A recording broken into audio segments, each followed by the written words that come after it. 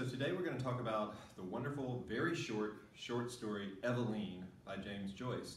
Eveline actually comes from a book called Dubliners that James Joyce wrote, in which there are 15 connected short stories, so it's kind of helpful to look at the context of the story to understand it. As I mentioned, Dubliners is 15 short stories about different people living in Dublin, Ireland in the early 1900s, and in my class we read 4 of them. The collection was published in 1914, and it was his first major literary work, and he's sort of famous for other major literary works that are listed here. Those 15 short stories in Dubliners are roughly broken up into 4 groups. There's childhood, of which Araby is one of the most famous. We're reading a story from the young adulthood section, Eveline, mature life, Clay, some public political stories, and then this final unbelievable short story called The Dead. Now, Dublin, Joyce was known for calling it Dear Dirty Dublin, and maybe you could see that from the first picture I showed you. But these stories are sad. They're dirty, drab, and mostly about disappointment. And a lot of the stories can seem boring or plotless. They're mostly just a character in a situation. But at the same time, these stories can be surpassingly lovely and very heartbreaking, and they are very, very, very Irish in their sentiment and feeling. Here's a picture of James Joyce and a statue they have of him on the streets of Dublin, because he loved the city, and the stories he wrote about the city are so accurate that you could actually draw a map of the city based on them. He had a sort of love-hate relationship with Dublin. He was born in 1882 in Dublin. He was the oldest of 10 children in a Catholic family. He got a Jesuit education, and he thought about becoming a priest until he turned 16 and decided that lifelong celibacy was not going to work for him. He was extremely pious growing up, and then he rejected the church entirely, and then sort of rejected Ireland, leaving for Europe in 1904, never to return. But he always wrote, for the rest of his life, about Ireland and its people. In Dubliners, mostly he's dismantling and critiquing middle-class Irish Catholic society. He's questioning things that had always been taken for granted, like marriage, faith, and nationalism. As I said, these are not happy stories. And the word for Dubliner stories is paralysis. There's cultural paralysis, political paralysis, personal paralysis, and religious paralysis.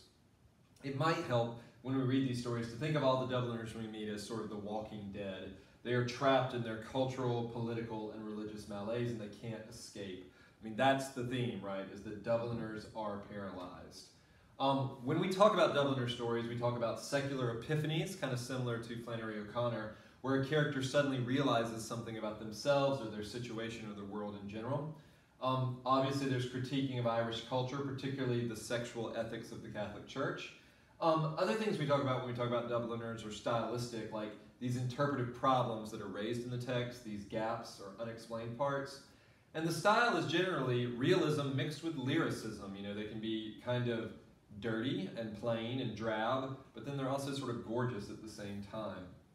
He described them as being filled with a scrupulous meanness, and there's a lot of music in a lot of the stories, maybe not Eveline. So when we look at Eveline, we want to ask, we ask about a lot of short stories, but what epiphanies occur in this story? You know, if you've read it, you know that Eveline decides not to go with Frank. So why does she decide not to go with Frank, even though she actually goes all the way to the dock at the North Wall? We might want to question, what do we know about Frank, and is she making a good decision? And why is her face so impassive at the end? And I'm interested in all these things over here about the story, about making decisions. I think this short story is really good to read while you're reading Hamlet, because both of those things are about decisions. This is my friend Max Jones. He once went to Dublin, and he had his friend take a picture of him at the North Wall, and he said this, and I always think it's very funny. He's standing where Eveline did not get on the boat to Argentina with Frank. He said, museums, schmuseums, I just want to see where Eveline saw Frank for the last time. It's kind of funny that this whole story is based on Eveline not deciding to do something, which is not how we typically think of stories working. So I hope that maybe you and your teacher sat down and you thought about reasons for Eveline to go and reasons for Eveline not to go, because I think it's too simple to approach it and say, well, she just made a huge mistake. She does have a lot of reasons to leave Ireland. One is her father has been abusive, and he might be more abusive to her in the future. When he was a kid, she was a kid, he used to hunt them out in the field with his blackthorn stick. And her brothers seem to stand between her and his abuse, but the brothers are missing. Her mother is dead now, and so that, there's no need to take care of her. She was obviously a sickly woman. And her brothers and sisters are all grown up. We learned that she has a little job at a department store, and she's kind of criticized at it. Look lively, Miss Hill. And she doesn't love it. She would like to be in a relationship, I think, and she would like to be a respected married woman. And her father's very stingy with money. He spends it on liquor. This is common, alcoholism being a common thing in these stories. And he always waits to the last moment for her to go get groceries on Sunday. And then maybe the best reason to go, it would be Frank, right? Frank seems to like her, and he's promising her an exciting life in Argentina. But there are reasons to stay, too. She kind of gets really caught back and pulled back into her life. She remembers that they used to be happy when she was a kid, as well as unhappy. She does have shelter and food. She does have security and safety. She wonders what people would say about her, gossip, if she ran off with this fellow. And her father is getting old, and sometimes he could be nice. And we have these memories that are there on purpose to show us him reading her ghost stories, putting on his mother's bonnet and making the children laugh. Very heavy. She promised her dead mother, while she was ill, that she would keep the family together. All that burden falling on Eveline. And she has 2 children that she takes care of and gets to school. I'm not sure who those children are, but it says she has those responsibilities. And she's wondering maybe, although you don't get a lot of it in the story, what is her obligation? If you make a promise to your mom to keep the family together, is that a promise for life?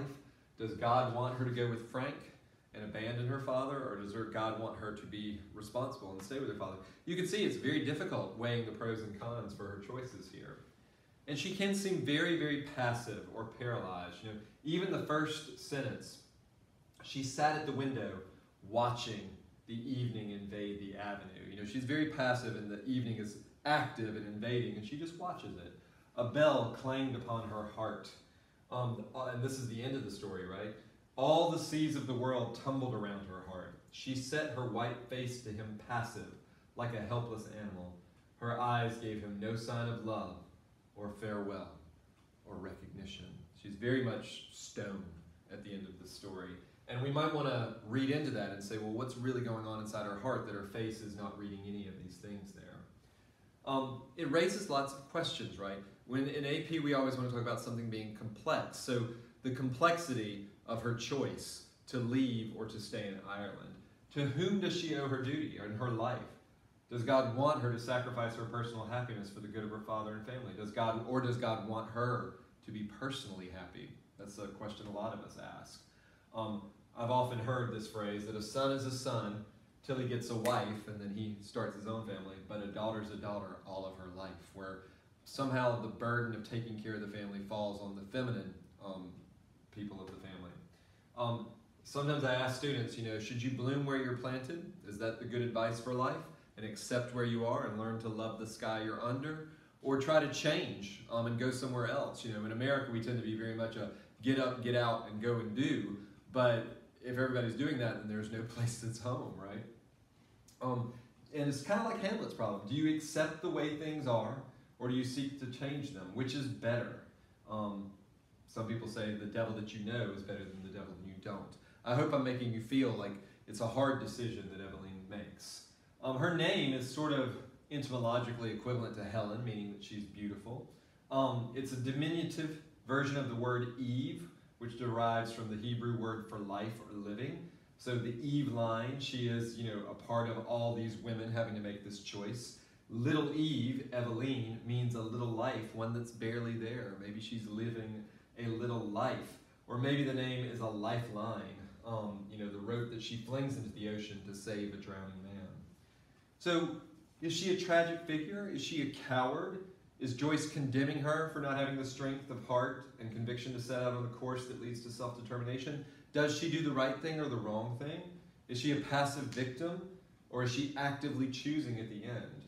One critic said, she does not do what she intends. She will not attain what one expects. She loses what she has, and she will not be what she could be, which sounds very tragic indeed. But the story is written in such an artful way that it's up to us to interpret it how we want to. This is Eveline looking out the window, right? Very much a character of longing. This is my last image. Her eyes gave him no sign of love or farewell or recognition. And we have to come to terms with what we think Joyce wants us to think about Eveline's decision.